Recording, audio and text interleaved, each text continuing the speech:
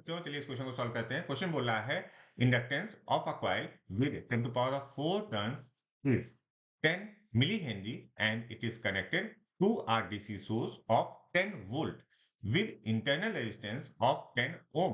The energy density in the inductor when the current reaches 1 by E means exponential of its maximum value is alpha pi multiplied by 1 by E square joule per metre cube the value of alpha. आपको alpha की value पता करनी है। तो देखिए इस question में दिया क्या है पहले उसको लिख लेते हैं। हमको नंबर ऑफ टर्न्स दिए हुए हैं, एन की वैल्यू दी हुई है that is 10 to power of 4।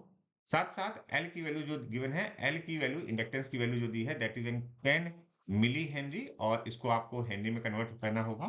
तो 10 into 10 to power of -3 henry. Okay, साथ साथ हमको V दिया हुआ है, V is given to us 10 volt दिया हुआ है और जो हमारा रेजिस्टेंस है, okay, that R is given to us 10 ohm. अच्छा, इस केस में हमें एनर्जी डेंसिटी पूछा है, मतलब हमसे जो पूछा है वो U बाई V की वैल्यू पूछा है और कंडीशन ये बोल रहा है कि जो हमारी I की वैल्यू जो होनी चाहिए that is 1 by E of I max.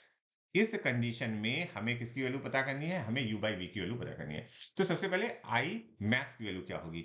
अगर हम I मैक्स के बारे में बात करें तो I max is equal to क्या होगा?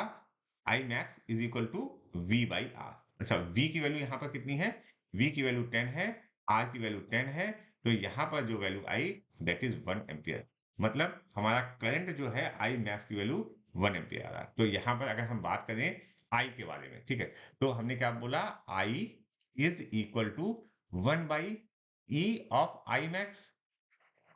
ओके, तो I मैक्स की वैल्यू रखी तो यहाँ पर आई वैल्यू 1 बाई E। ये वैल्यू आ गई I की। अच्छा, अगर हम एनर्जी की बात करें, ठीक है, एनर्जी की, एनर्जी नॉट एनर्जी डेंसिटी, तो that value is U is equal to 1 by 2 L I square. अच्छा, अब अगर आप क्वेश्चन को देखो तो यहाँ पर इंडक्टेंस दिया हुआ है और लेकिन यहाँ पर हमसे U नहीं पूछा है, हमसे क्या पूछा है? U by V।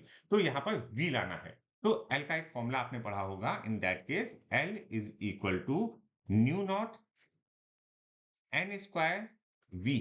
ठीक है, वी यहाँ पर वेलोसिटी नहीं है, वॉल्यूम है। ओके, तो हम लिखेंगे अब इस वाले को, जो एल की जो वैल्यू है इसको हम रखते हैं अपनी इस वाली इक्वेशन में। अच्छा, जब आप इस इक्वेशन में रखोगे तो यू की वैल्यू क्या आएगी? देखिएगा, U is equal to 1 by 2, okay, mu naught n square V I square. अच्छा, हमको u बाई वी की वैल्यू चाहिए, तो u by V is equal to 1 by 2 mu naught n square I square. ठीक है, ये हमारा एक्चुअल फॉर्मूला बना जो हमको यूज करना है इस पर्टिकुलर क्वेश्चन में। तो हम लिखते हैं u बाई वी की वैल्यू, देखिएगा ध्यान से, u by V is equal to 1 by 2। Okay, mu naught की वैल्यू क्या है? अगर हम न्यू नॉट की वैल्यू देखें तो 4 पाई इंटू 10 टू पावर -7 है। तो हमने लिखा multiplied by 4 pi into 10 to power of -7। अच्छा, n की वैल्यू क्या है? n की वैल्यू है 10 टू पावर ऑफ 4, तो मैंने लिखा 10 to power of 4 whole square. और i की वैल्यू हमने 1 upon E square, 1 upon E square. इसको सॉल्व कर देते हैं।